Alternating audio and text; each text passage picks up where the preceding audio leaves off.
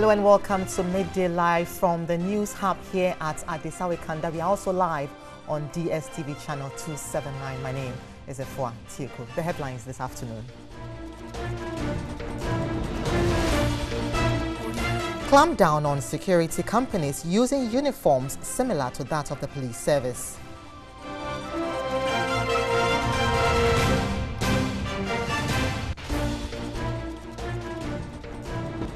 Institute of Energy Security predicts fuel price increment.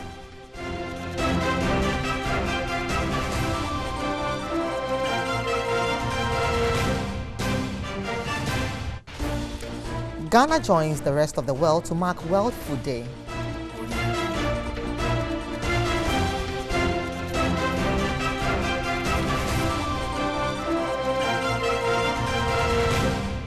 And on the international front, Islamist militants kill aid worker with International Committee of the Red Cross in Nigeria.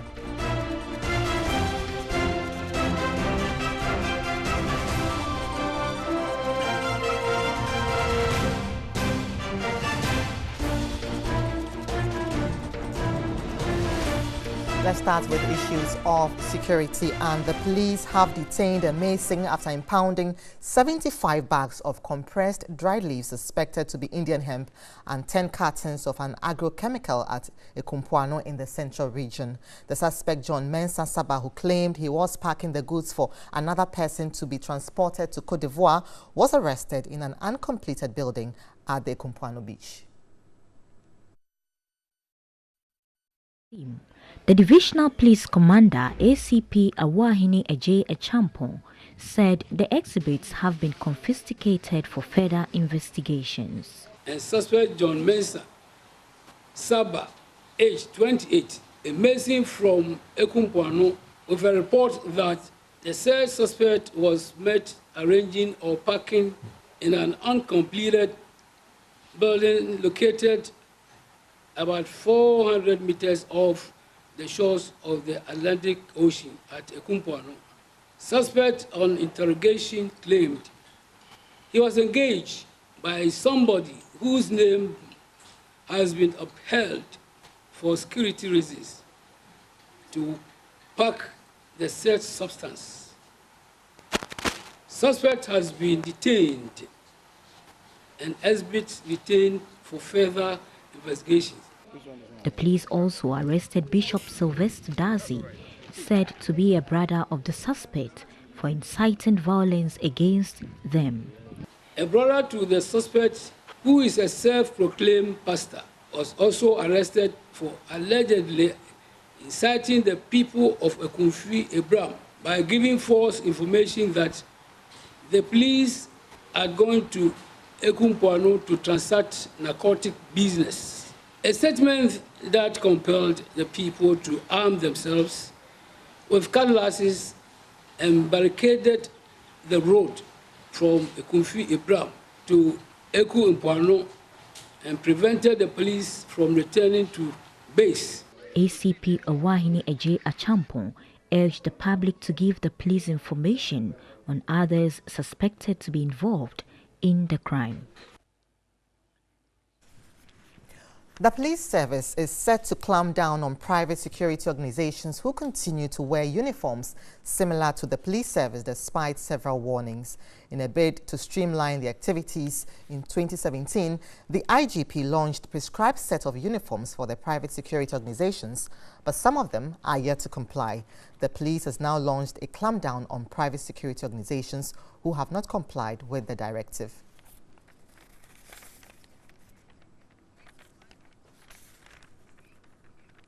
I'm joined in the studio by two gentlemen. DSP Kweku Dompre is Staff Officer, Private Security Operations Directorate of the Ghana Police Service, and also Shadrach Mensah is the Desk Officer, Private Organizations, Ministry of Interior. Good afternoon to you, gentlemen. Good afternoon. So let me start with you, DSP Dompre. Do you have a grasp on the operations of private security organizations in this country, or some are operating on your blind side? Obviously, yeah, thank you. We have control over them.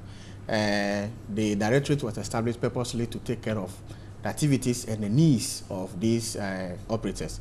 And indeed, one of the mandates for the directorate is to streamline the activities of these private security operators to make sure that they fall in line with national security, what we want them to operate. We acknowledge that they are providing serious service to augment the police strength and to support police where we are not able to go to. However, that does not mean that the activities can just be allowed to go on like that. That is why the ministry is there. That is why the police directorate is there to bring them on board, make sure that they operate within the confines of the law, regulating the activities so that they don't go overboard and do whatever they want to do. But if you indeed have them under your control, you know, in 2017, the IGP launched this campaign to get them, you know, to wear a certain set of uniforms, and up to now, you still don't. It seems as if you don't have them complying with that directive. That is not the case. That is not the case. The case is that having realized the important role they played. So when the directorate was formed in February last year, the operators, together with the ministry and the police, agreed that the old uniform being used by the guards was posing so much problems to us, security problems. Some abuses of those uniforms regime were going on. So that the group, the tripartite committee, agreed that there must be something must be done about this uniform.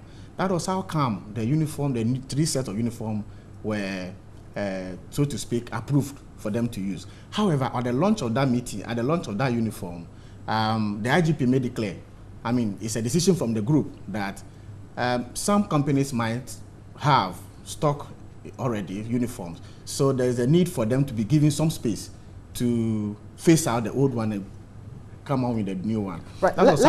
Before we go further into the issues of uniform, let me speak with Shadrach on the sort of background checks that we do with these private security firms, because one of the major concerns of people is that they aren't too sure who is employed, you know, in these security firms to come to your home or your office. So what sort of background checks do we do with these? Well, thank you.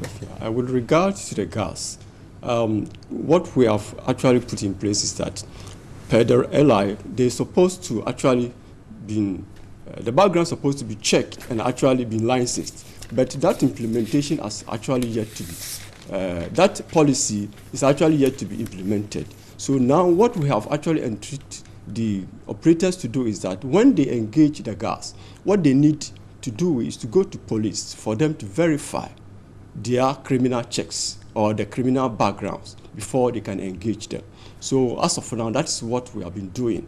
But there has been a process that coming next year, sort of training will be basic training will be given them, then a license will actually also be given them, so that coupled with the background checks and the licensing, will come to know who actually is a guard. I was actually coming to that because I was going to find out from you, Mr. Domprey, if I want the services of a private security, how do I know that this security firm is the right one to work with? Do I come to the police for? It's very easy. Checks? If I may come in, right. We have all those ones that are registered and licensed listed on our website. And every year we do publish in the Daily Graphic that all those companies that are of good standing and they are available for public to hire them in the Daily Graphic. Aside that, all these lists are always in our website, in the Ministry of the Interior website. So either you write to the Ministry of the Interior to verify the authenticity of that organization, or you go to our website to check yourself. Right. Now, so let's come back to the issues of the uniform. So what sort of uniforms do we want them to wear, and why do we want them to wear those particular uniforms? Okay. If you are the committee, in fact, the LI purposely, clearly states that it's only Inspector General of Police who have the power to allow whatever uniform you have to do, you have to use. However, having realized that these are people operating businesses, that is why it became necessary that they were all involved in the selection of the uniform. So for the first one, we have this. If I can show you, we have this color, right. This as the down, and the white top. This right. one. The next one is we have this khaki. Okay. And then so please just hold it up a bit longer so we can. Okay. Get to know. Okay. So this is a cream top. Okay, and the brown khaki trousers right. with the cream stripes here. we're going to have the company, various companies will have his logo here, right, and the person wearing it will have his name tag here to indicate that this is maybe company 1, okay, or company A or company B. Now, we're also going to have the association has a badge which should be here to show you clearly that this is a registered member of the organization working. So the third set is this one. This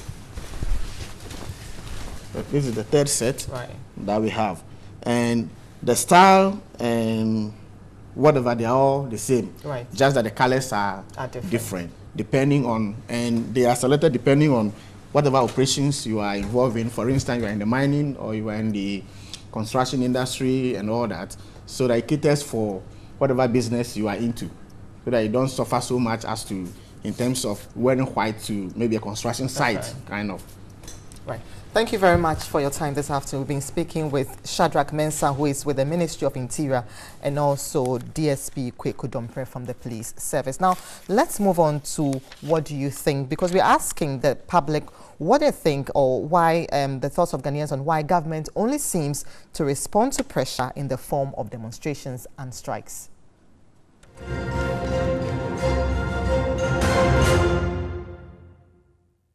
Yesterday, youth of Ablekuma Menhia took to the streets in a heated demonstration against bad roads.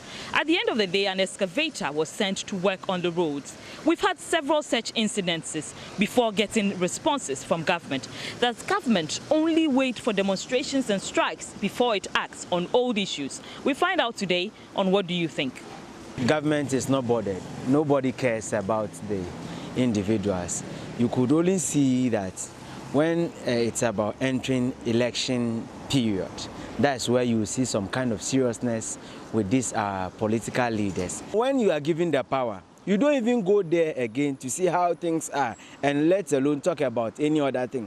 So that is why of late you see that some ministers or some members of parliament will go to some constituency and they will lynch them. Some people want to beat them, attack them, all manner of stuff. Government is just not responsible, doesn't care about the people. So if they strike like that, or should they go on strike, that is the only language they hear and the only language they can speak with the people. So if you go to take excavator to now go and do what, you see, should you wait for that opportunity to come? Certainly not. Basically, what I think is that there is always too much pressure on governments, you see, and sometimes they easily forget. We are all human beings.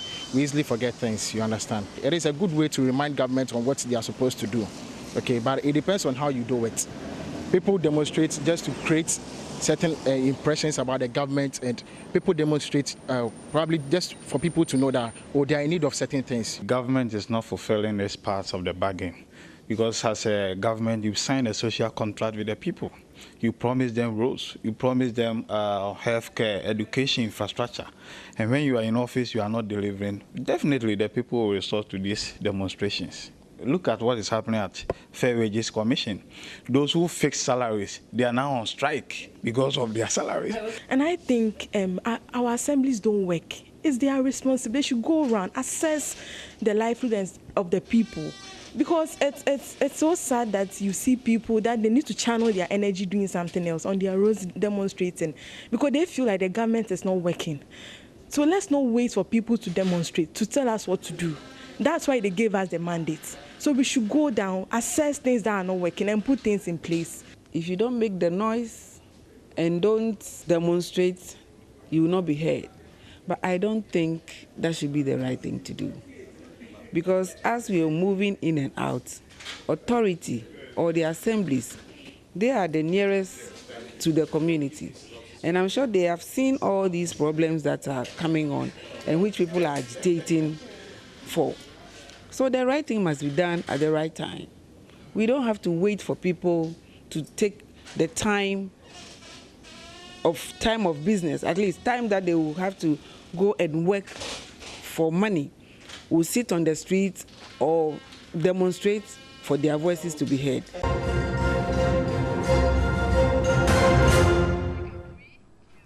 And those were some views on the street. Now, the Trades Union Congress, TUC, has kicked against the National Cathedral project.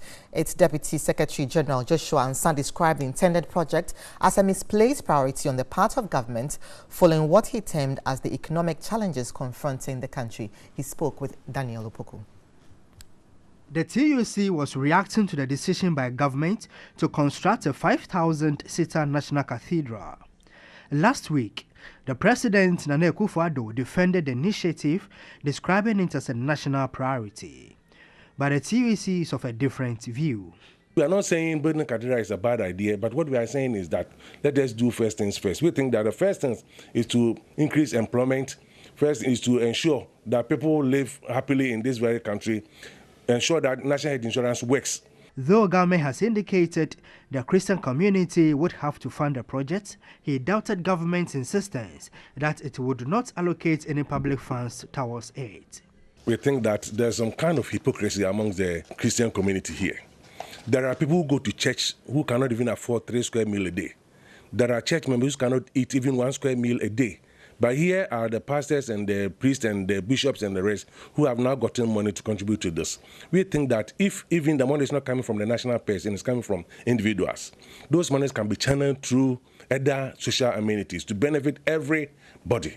He warned the TUC would initiate a campaign against it to protect the public purse if government does not reconsider its decision. So you want the president to suspend this exercise? I should think so.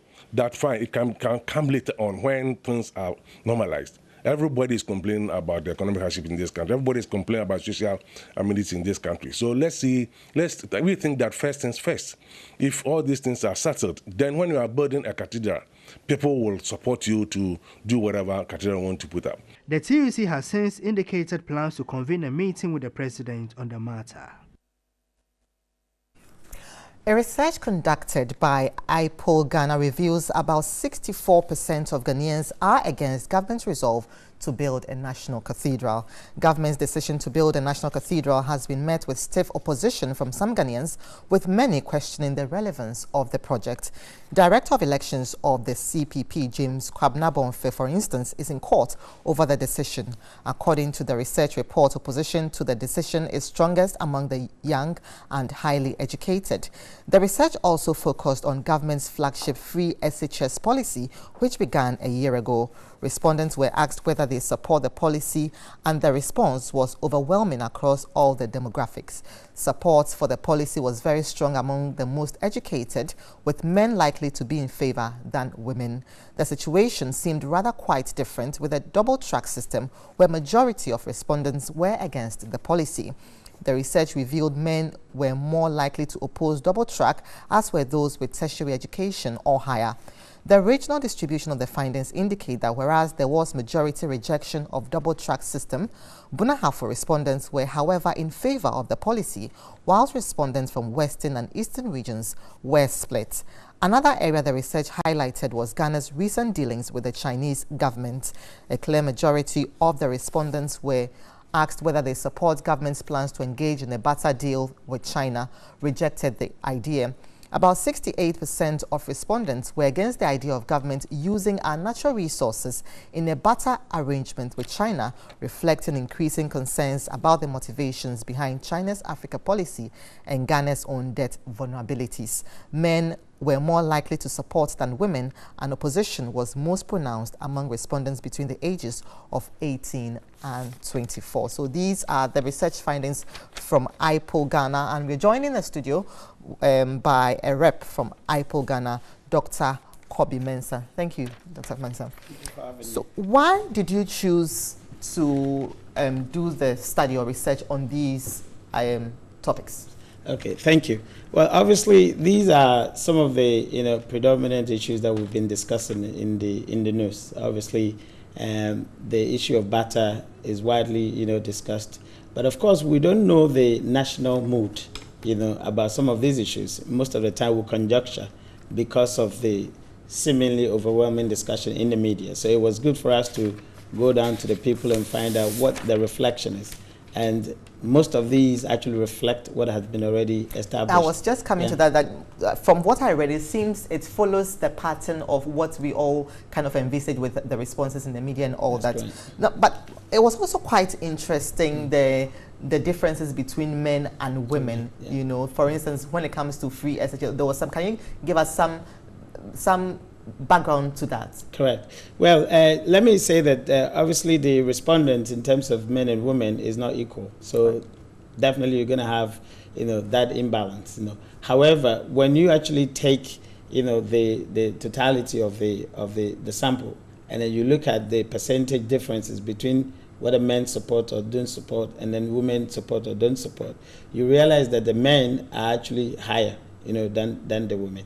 So yes, we know that the sample in terms of the representation is not total reflection, but we can still identify the differences, in these demographics and how they support, government policy.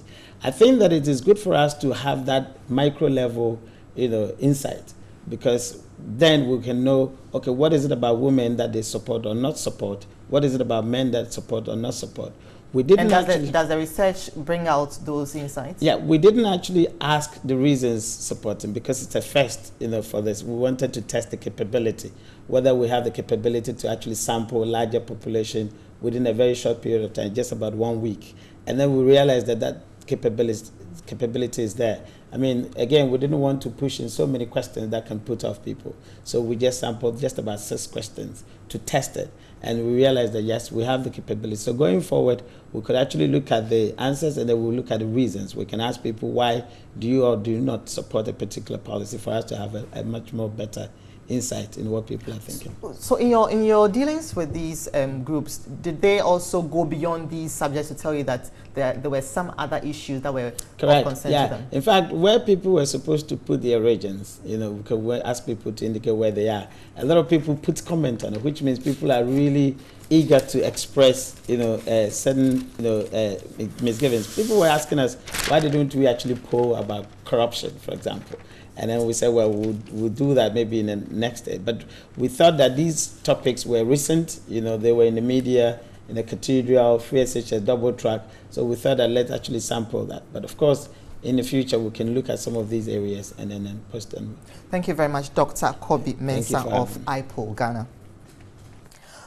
Now, today is World Food Day, and about 80% of the world's extreme poor are reported to live in rural communities where hunger is prevalent. According to the Ministry of Food and Agriculture, about 1.2 million Ghanaians are food insecure. As Ghana joins the rest of the world to mark this year's World Food Day on the theme, Our Actions Are Our Future, Zero Hunger World by 2030 is possible, there are calls for the government to make food security a priority. Now, our Ashanti regional correspondent Beatrice Piogabra has been engaging the Director of Research at the Center for Climate Change and Food Security on Ghana's chances of meeting the mark. You see, as part of the commitment of various governments to agricultural productivity, there is supposed to be a certain amount of commitment of various countries' budget or various governments' budget to agricultural production. In the Maputo Declaration, all heads of states were tasked to commit a certain percentage of their annual budget to agricultural production. As we speak, Ghana has not been able to achieve that, and other countries as well have not been able to achieve that. So until we really bring some of the accords or some of the declarations we signed globally or internationally, until we begin to bring them down to the grounds and implement them, we may not be able to achieve it. We hear, according to the FAO, that hunger is very rife in the rural areas, and one will be very surprised because these are the areas that we are getting our foodstuffs from. That's true. You realize that, surprisingly, as you said, when you look at the value chain of food distribution, you realize that most of the foods that are produced in the rural areas end up in the cities. So whereas maybe you go to a village at a particular time of the year, we have been traveling around the country. Sometimes you go to a village, you cannot find cassava because they will tell you it is not cassava season, but you come to Kumasi market and you find cassava. This is because of poverty. Majority of the rural folks, are living below the poverty line. And so they will prefer to sell their produce in order to make money to pay their school fees, in order to pay their light bills, in order to pay hospital bills and the rest, rather than keeping the food for themselves. And when we say food security, it is not only about access to food, but access to quality food. So somebody eating, let's say, only yam without the other nutrients involved will still be classified as food insecure. And it will interest you to know that over 2 million Ghanaians are food insecure as we speak. It translates into about 5%. And out of the 5%, 75% out of the 5% live up north. Meanwhile, we know when it comes to cereals, we get most cereals from the northern region. So how come this is the situation? How can we end it or minimize it in hunger in the rural communities? First of all, we need to put in pragmatic steps. That is why some of us, the Center for Climate Change and Food Security, we commend government for the one village, one dam, one constituency, one warehouse, one district, one factory. If these things are really going to manifest on the grounds, we believe that it will go a long way to help the rural folks. So climate change is a matter to be watched as we look at ending hunger by 2030 as we mark this year's World Food Day. You heard me speak with Suleimana Isifu, Director of Research, Center for Climate Change and Food Security, as we mark World Food Day. Beatrice Piogabra, TV3 News, Kumasi.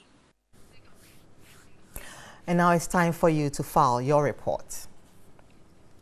And now on our MTN video report for today, our citizen journalist Wisdom Amega reports on an abandoned road from Kwati to Hohoi in the Volta region.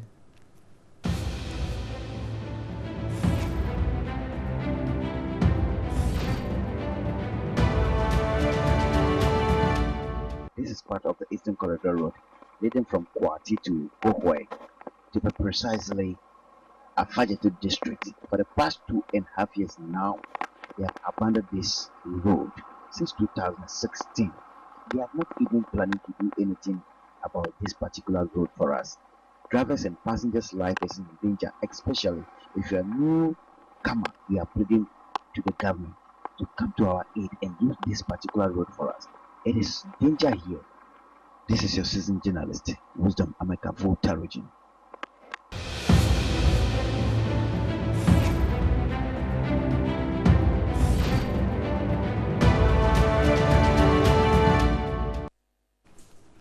Thank you very much, Wisdom. Now, you can also send your video report to our WhatsApp platform 055-1433-044. You're watching Midday Live on TV3. We're going for a short break. When we return, we have all the updates in business.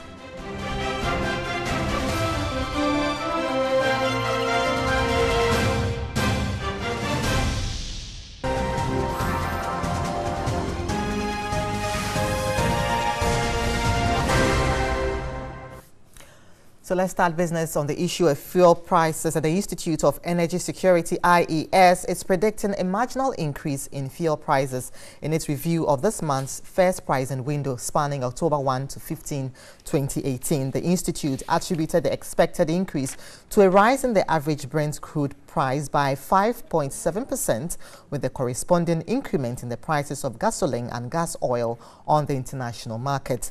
Despite the expected marginal increment, the IES said some oil marketing companies could keep prices same to maintain market share as part of the deregulation policy. Currently, a litre of diesel and petrol are being sold at 5.18 pesos and 5.14 pesos cedis respectively, following last month's hikes, necessitating calls for the removal of the special petroleum tax in the price build-up of the petroleum products. Commenting on last month's increment, the Energy Minister John Peter Mill argued that but for numerous interventions by the Akufo-Addo government, the increase would have been much more devastating.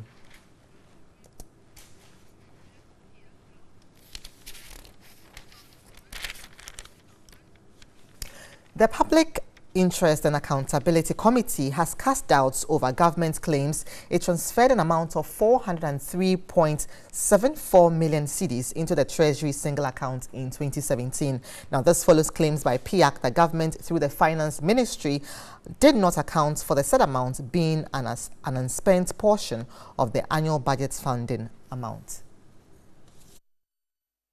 A fiscal inspection carried out by PIAC on oil-funded projects in 2016 revealed that for 5 years, the finance minister had failed to fully comply with sections 48 clause 2b of the Petroleum Revenue Management Act 2011, which enjoins the minister to provide updates on the stage of implementation of oil-funded projects as part of its reconciliation report to Parliament. PIAC has accused the Finance Ministry of failing to properly account for oil funds, but government, in a response to the allegation, said the amount of 403.74 million cedis had been transferred into the Treasury single account in 2017 in accordance with sections 46 of the Public Financial Management Act 2016, an assertion strongly contested by PIAC. The inability of government to account for the money properly. We wrote to the ministry, and that was about 4 months ago, asking for explanation as to what had happened to the money in question, which is about 403.74 million Ghana cedis. The ministry in its account to PIAC did not actually say a word about that money. It only reported that indeed it has received slightly in excess of 700 million Ghana cedis for spending through the budget in that particular year. And by close of year, according to its own account, it had managed to spend a little over 300 million, leaving a balance of 403.74 million. The ministry has not, to date, responded to our letter. The chairman of PIAC also challenged government to show proof of the accounts. The argument is this: we don't know about the Treasury single account, but if indeed the money is being kept there, then we want evidence. So really, we think that as PIAC, the government still have answers to give us in terms of how the 403.74 million has been expended.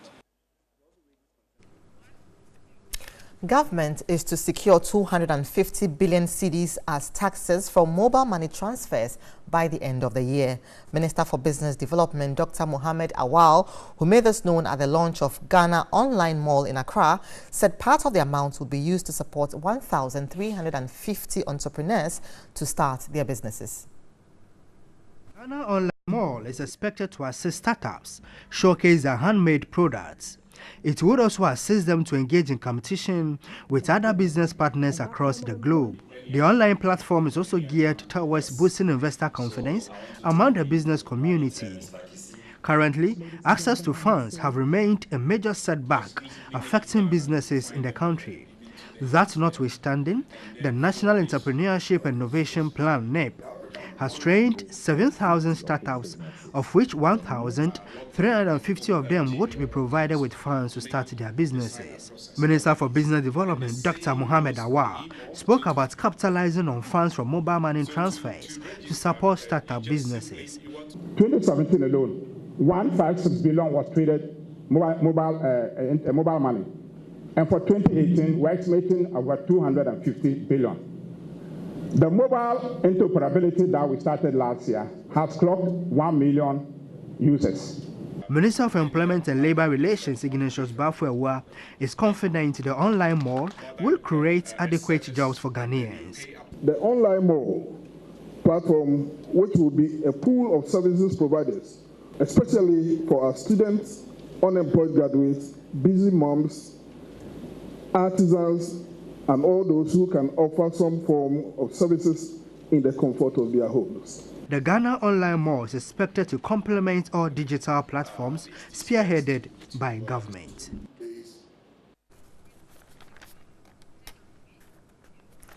And that's all for business this afternoon. Now, the Trump administration has set up an agency to handle $60 billion to boost U.S. investments abroad. This is against the administration's own policy to reduce American overseas assistance to Africa.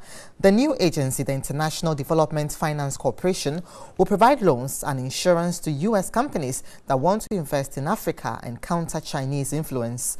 Economists and international relations experts have said there appears to be a subtle scramble for Africa again after UK Prime Minister Theresa May visited Africa recently to reassure commitment to the continent.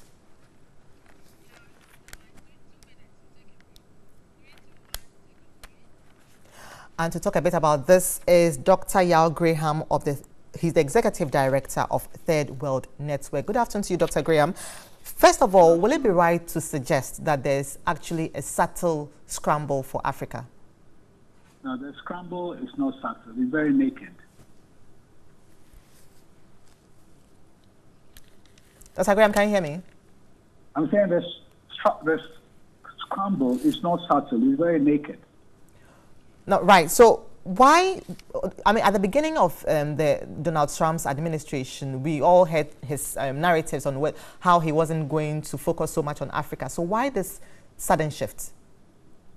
Well, I mean, the U.S. has not stopped dealing with Africa, and it has not stopped retaining an interest in the geostrategic importance of Africa. After it was under Donald Trump's administration that the recent agreement became, the base agreement became a controversy. So there is no surprise there. I mean, all the big powers, maybe apart from the Chinese, are increasingly reducing the traditional aid instrument, which was a big freer, and diverting a lot of that money into supporting the expansion of their business. So there's nothing new about what Donald Trump is doing. George Bush started this, the younger Bush, started the creation of the Millennium Challenge Corporation, okay, as a way of moving aid from being a relative charity to aid as an instrument of American economic interest. The Millennium Challenge Corporation, under which we got 2 facilities so far for the N1 highway, and also together with the creation of the cold chains and also the privatization of the ECG, came from the MCC, which was already part of using aid as an instrument of American economic interest. So Donald Trump is still building on that tradition. He's not innovating. And of course, Obama used it also in his time, in terms of the Power Africa initiative. Now, briefly, Dr. Graham, before you go, how different is this from the way the Chinese conduct their business with us? Well, it is different to the extent that the United States and the other Western powers have taken their dominance in Africa for granted. They are facing competition now, but at a time when their instruments for engaging that contribution are reduced.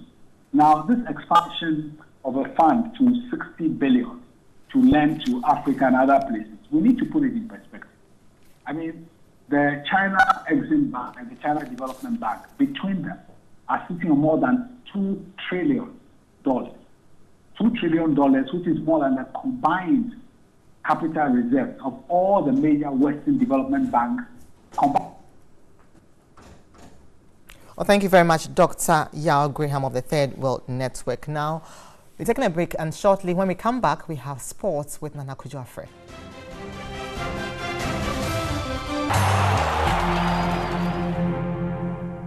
Good afternoon. Thanks for staying with us on Midday Live. My name is Anako Jafre with the sports update. Details now. And the Ghana Football Association Normalization Committee will hold a media conference on Wednesday, but the meeting will take place at the Alisa Hotel Northridge and not the Secretariat, which has since been renovated after its closure in June after the airing of the documentary by investigative journalist Anas Aremeyaw Anas, which highlighted corruption in the game. According to the Normalization Committee of the Ghana Football Association, the objective is to brief the media on the activities of the Normalization Committee so far and also clarify its mandate by FIFA. The president and members of the GFA Normalization Committee will be in attendance.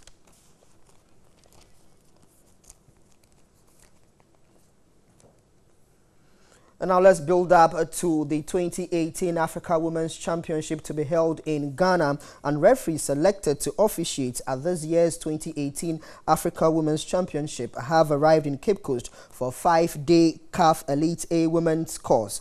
CAF Deputy General Secretary Tony Bafo heads the technical delegation, which will ensure participants undergo technical tests theory and physical practice during the course. All the referees will undertake a medical checkup as the first session of the course. The course taking place from now till October 21, 2018 is mandatory for all referees expected to officiate at the 11th edition of the Women's AFCON being held in Ghana from November 17 to December 7, 2018. The cities of Accra and Cape Coast will host the 8-team tournament.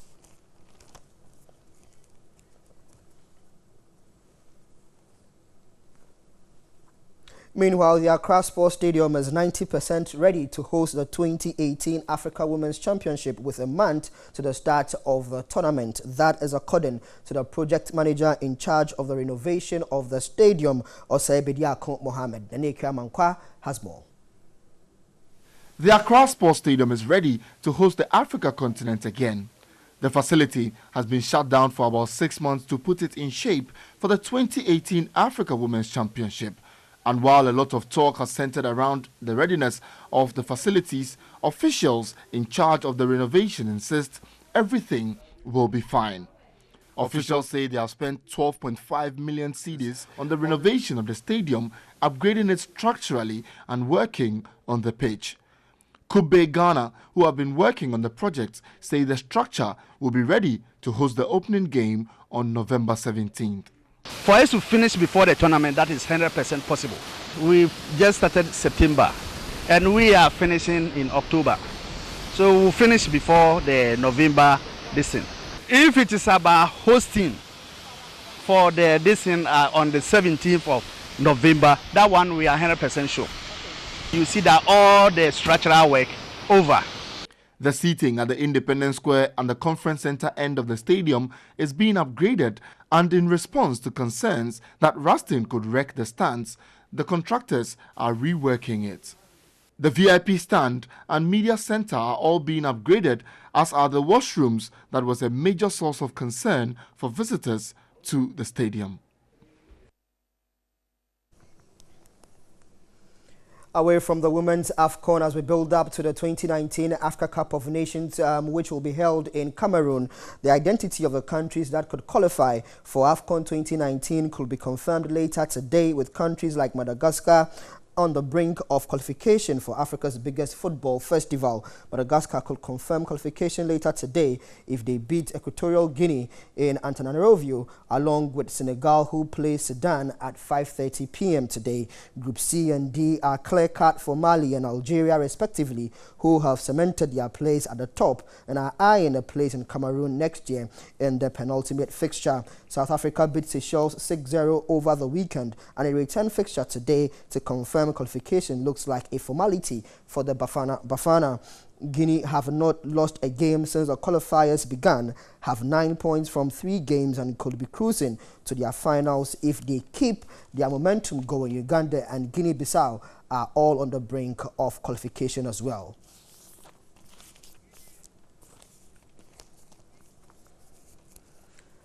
So there are a lot of big games on the African continent as far as the 2019 AFCON qualifiers is concerned. Let's bring you the fixtures of the games that are expected to happen today. And the game between Equatorial Guinea and Madagascar is currently ongoing. Madagascar leading by 1-0. So clearly they have 1 foot in AFCON, in the AFCON 2019 in Cameroon. Sudan will be up against Senegal. Comoros will take on Morocco. Malawi will be up against Cameroon. Seychelles Island will have that return leg against South Africa. Libya will be up against Nigeria. That should be interesting to look forward to. And the Central African Republic will take on the Ivory Coast, and Eswatini, which is Swaziland, will be up against Egypt, and Niger will take on Tunisia, and the Gambia taking on Togo.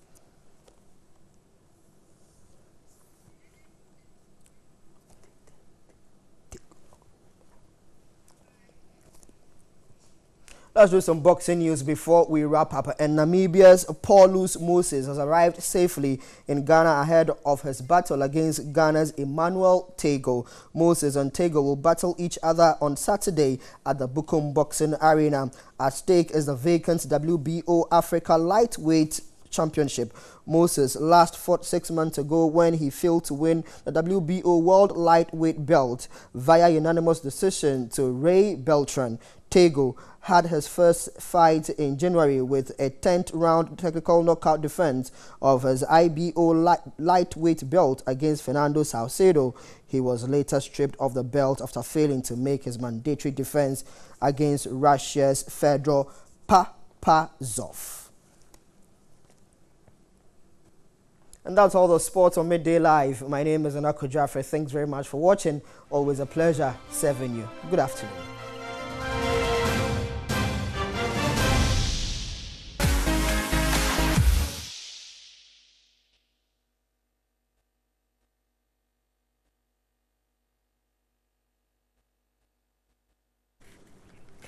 Onya FM rap battle show Akasamu with Dr. Duncan was live on stage at Mampong Ikuapem as part of the Ohum Ujra festivities. There was a 2-session rap battle at Ikuapem, Mampong and Accra. Survivor, Dr. Sugar Molly, Survivor, Sugar Molly. The all-exciting Akasamu rap show was live on stage, attracting hundreds of revelers from Mampong to witness Akasamu for the first time. The first rap session was between Survivor from Ikuapem, Mampong and Sugar Molly from Accra.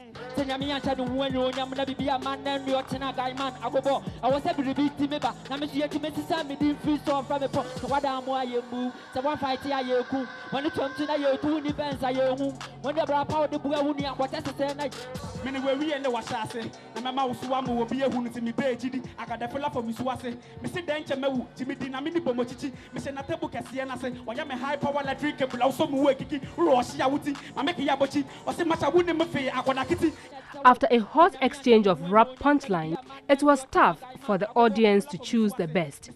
But after the final round, it was Survivor, a native of Mampong, who ruled supreme.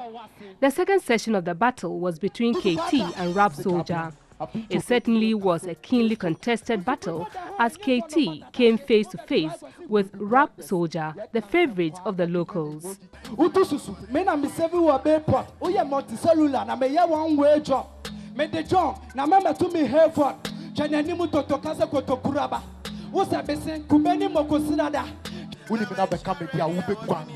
wanna bury me?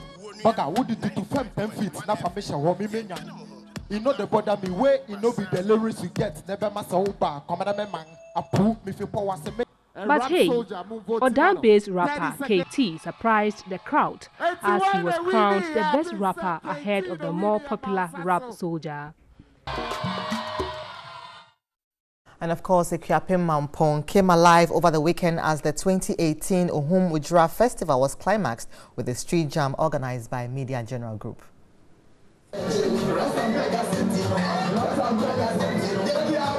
The all-exciting music jam was powered by the Media General Group. Turnout was massive. Revelers who thronged the Mampong township were thrilled with back-to-back performances by upcoming and homegrown talent.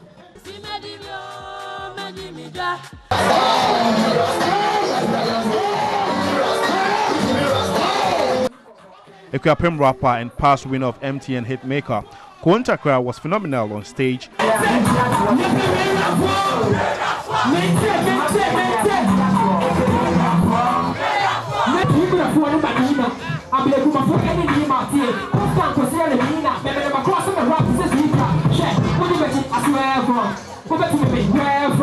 Proving why he's counted among the best rappers in Ghana. Journeying all the way from Tema, the wedding car hitmaker, Daddy Opanka, relived the days of his all-time popular rap freestyle.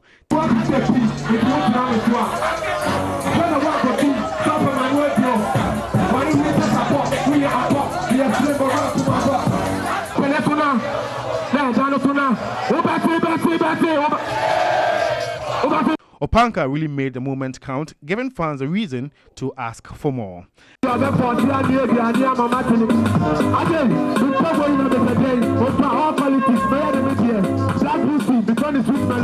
There was never... And of course, that's it for Midday Live for today. My name is Efuatiko. For more news, do go to 3news.com. Have a lovely afternoon.